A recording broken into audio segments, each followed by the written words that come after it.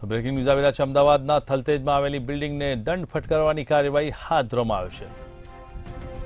અમદાવાદના થલતેજમાં એક બિલ્ડિંગને દંડ ફટકારવામાં આવ્યો. શિલ્પ બિલ્ડર બહાર કચરો સળગાવતા દંડ ફટકારવામાં આવ્યો છે. એએમસીના સોલિડ વેસ્ટ વિભાગે રૂપિયા 1 લાખનો દંડ વસૂલ્યો છે.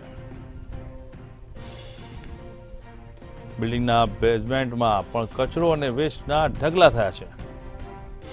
શિલ્પ બિલ્ડર બહાર કચરો સળગાવતા દંડ ફટકારાયો છે.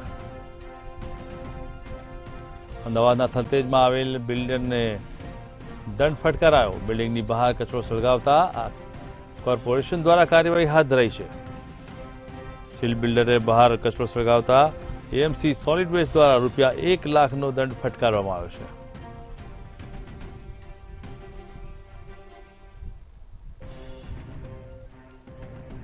શિલ્પ બિલ્ડર બહાર કચરો સળગાવતા ફટકારાયો છે દંડ, કે જેની અંદર કડક કાર્યવાહી હાથ ધરવામાં આવી છે. અમદાવાદના થલતેજમાં આવેલા બિલ્ડિંગને દંડ ફટકારવામાં આવ્યો. શિલ્પ બિલ્ડર બહાર કચરો સળગાવતા દંડ ફટકારવાની કાર્યવાહી હાથ ધરવામાં આવી છે.